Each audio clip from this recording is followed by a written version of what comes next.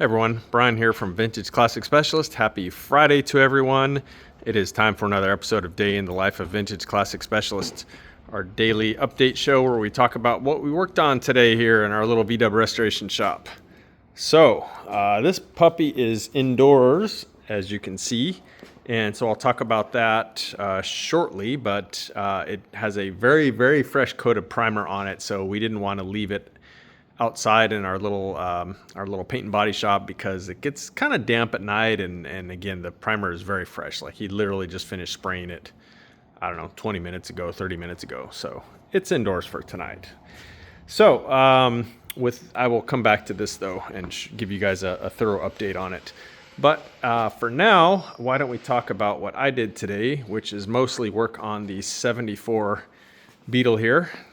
And pretty much what I did is put on and build the front suspension. So we had previously painted the beam and powder coated a bunch of parts, and I bought rebuilt and powder coated arms as on an exchange basis from Brian Washburn. I think I mentioned this before. So if you're rebuilding one of these cars and it comes time to get new ball joints and freshen up your front suspension, just take them to Brian at Washburn Metal and exchange them. Do yourself a favor. They're using German ball joints and they're powder coating them. No brainer to just exchange yours for a set of ones that are all freshened up and ready to go. So that's exactly what I did. So yeah, those, and again, powder coating, new tie rods. We painted the steering box and the front beam itself, restored a bunch of hardware, which I showed and talked about yesterday. So today finally came time to put it together, and it is done except for the sway bar, which I may put on tomorrow. We'll see. But yeah, let's just take a look here. New shocks, of course. Everything is looking super nice and new. Love it. This is definitely a fun part of the project here when everything has been freshly restored and painted and so on, and it comes time to assembly. It comes time for assembly.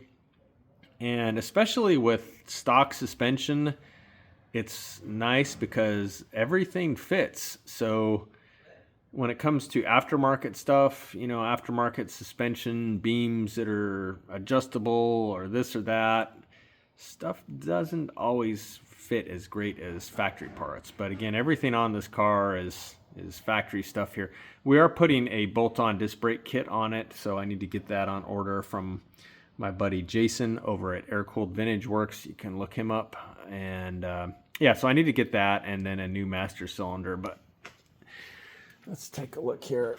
So I'm pretty sure that this did not look this nice from Volkswagen. They didn't really do a good job of making this area look good. And again, of course, these were very inexpensive cars. This car new, I think the owner said she paid maybe like $2,400 for it or something like that back in 1974. These were very, very inexpensive cars. And now, of course, they're collectible and people spend a lot of good money to have them restored. And so we tend to make them look better than they came from the factory. But that's part of the fun of it, is taking these inexpensive cars and making them even nicer. But yeah, pretty happy with how this is all going together here.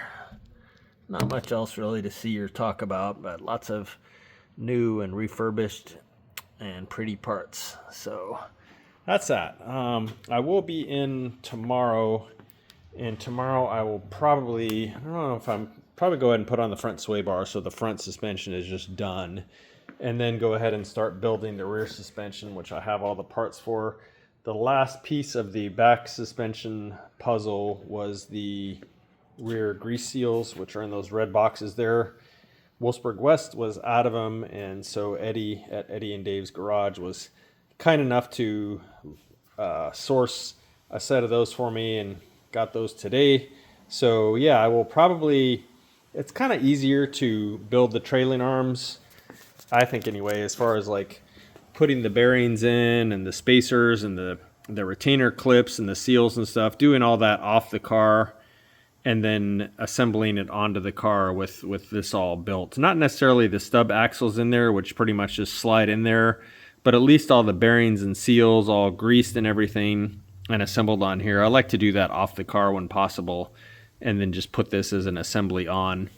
And of course the spring plates and torsion bars are still in there. When we removed the spring plates, we were able to do it without disturbing the inner splines of the torsion bar, so it's going to be very easy to re-index these back to where they were as far as getting the correct stock ride height on here.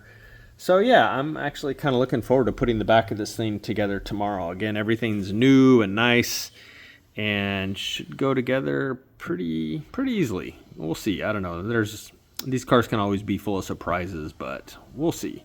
A new e-brake cables there for it and so on. All the brake parts are here somewhere. So yeah, it's gonna be fun. All right, guys. So without further ado, why don't we get a little update here on this baby, the formerly Krusty Karmann Ghia. I guess I'll probably still call that. I think that name is probably stuck because this car was so crusty. But other than the floors, which we have new floor pan halves, or pan sections at least, not the whole thing because the whole things are not toast, but new pan sections on the way for left and right. That is the only crust left in this car. So all the other metal work has been done, and a lot of the body work. So as you can see, and as I mentioned earlier, the thing has been sprayed with primer, and he did spray a guide coat on it, which is the black kind of flecked looking one, so that when he sands it, that helps you see high spots and low spots where you've got this black contrasting paint over the primer to help you see what's what. So the bodywork still needs to be done on the hood. We did get a replacement hood because, again, the one that was on this car, like the rest of the car, was super crusty, and the corners, kind of this area here of the hood that came on the car, were pretty much toast, and we were able to locate pretty clean donor hood for it. But yeah, so lots of metal replaced all up underneath here. Most of this is new under here because it was horrible. It was all rotted out, and some of the inner layers that you can't really see from here, very rotted out. So tons and tons of new metal up underneath here. I did review this on a recent video on an update on this car, so you can see some more detail there. Headlight buckets were okay. Another big thing here was the bottoms of the windshield. So this area kind of here was super rotted out on both sides, so that's all new. A little bit of the into the dash here is new. Let's see, what else?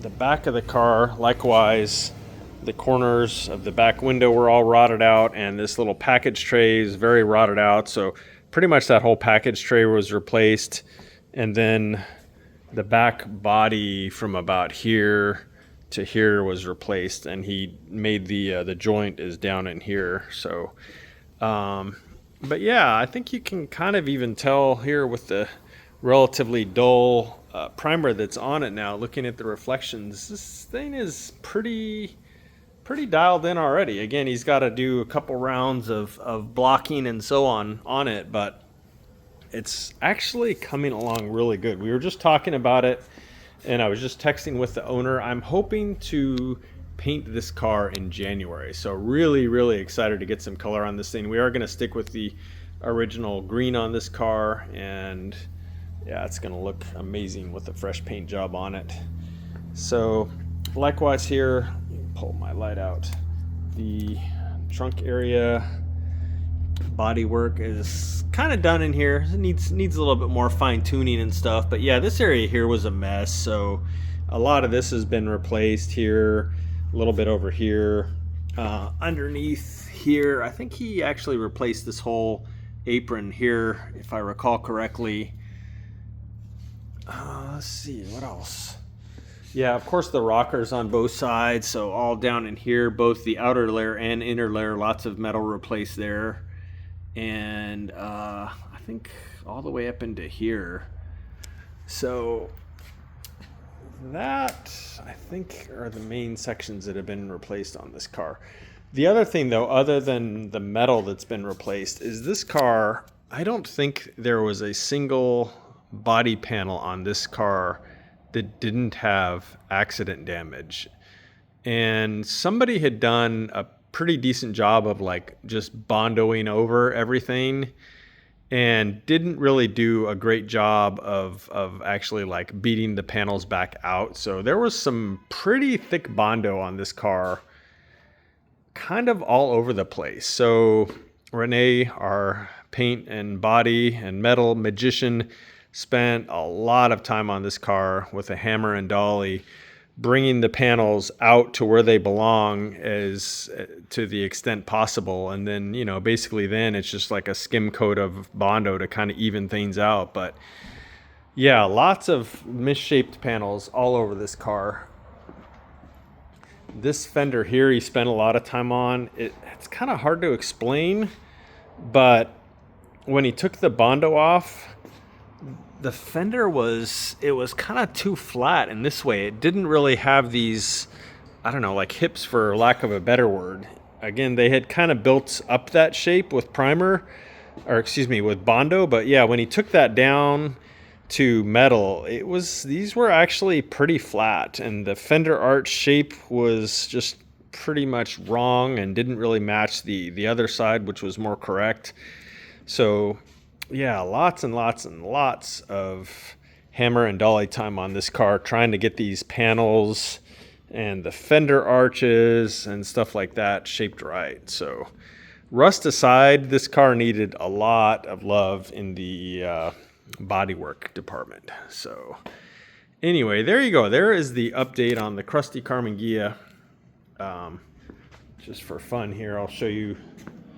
Yeah, I'm pretty sure we should replace that because it's not there. But yeah, so we have floors. The floor sections we bought are, I think, go from about here back on both sides. The fronts are actually very solid, surprisingly, but it seems like a lot of water kind of sat back in here and rotted these areas out. But yeah, these two floor sections are coming hopefully soon.